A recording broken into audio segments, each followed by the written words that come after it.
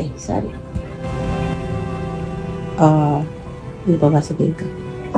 Sabi mo. Reality show ni na Merc na booking na scripted dahil sa pangyayaring ito.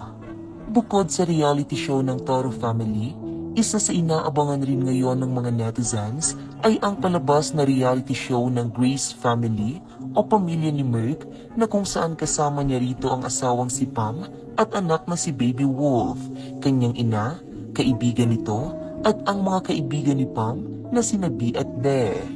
Kamakailan nga'y naging usap-usapan sa social media ang latest episode ng kanilang reality show na may pamagat na Broken Family dahil sa isang eksena na naging dahilan umano para mabuking ang pagiging scripted ng kanilang palabas. Sa pinakabagong episode ng kanilang reality show, highlight ang mga tagpo sa naging problema sa pamilya ni Merc, partikular na sa kanilang relasyon ng kanyang asawa na si Pam. At ito nga ay may kaugnayan sa pera na madalas nagiging dahilan ng pag-aaway sa isang relasyon sa tunay na buhay. Mapapanood nga sa nasabing episode ang paghingi ni Merc ng payo mula sa kanyang ina na kung anong magandang gawin sa kanilang relasyon ni Pam na nooy nagpaiwan sa Australia matapos nilang magkaroon ng di pagkakaunawaan ni Merc. At bilang ina, agad namang pinayuhan nito ang kanyang anak na si Merc. Kung papanooring mabuti ay maririnig na seryoso ang dalawa sa pag-uusap na kung saan pinapaliwanagan nito ang anak na ayusin ang problema sa kanyang asawa dahil mahirap ang magkaroon ng wasak na pamilya.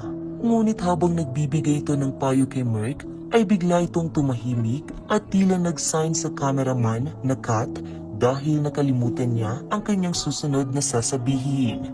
Tinanong rin ito si Merc sa kung anong kanyang sunod na bibitawang mga salita.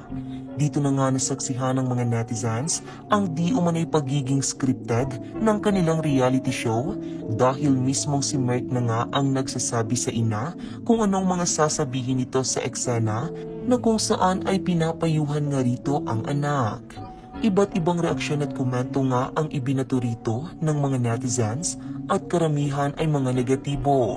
Maraming ang nakapagsabi na noon pa man raw ay alam na nilang scripted lamang ang reality show ng Grace Family, kaya naman ay wala na raw dapat na ikagulat pa. May ilang netizens naman ang nakapagkomento na sinasadya lamang ito upang makahakot ng mataas na engagement kung sakaling kumalat ang video nilang kunwari nagkamaling ma-review o ma-edit ng maayos. Hindi na nga mapapanood pa ang eksenang ito dahil tuluyan ng na-edit ang nasabing vlog at na-re-upload. Diyos ko, ututo na lang naniniwalang reality show to. Ganyan din ang ginagawa niya sa ex-girlfriend niya na si Makaganda, puro scripted. Mahilig sa scripted tong pamilya nila. Unang episode pa lang, halatang scripted na. Talagang ginaya lang nila content ng T-Fam kasi wala nang makontent si Merc sa YouTube.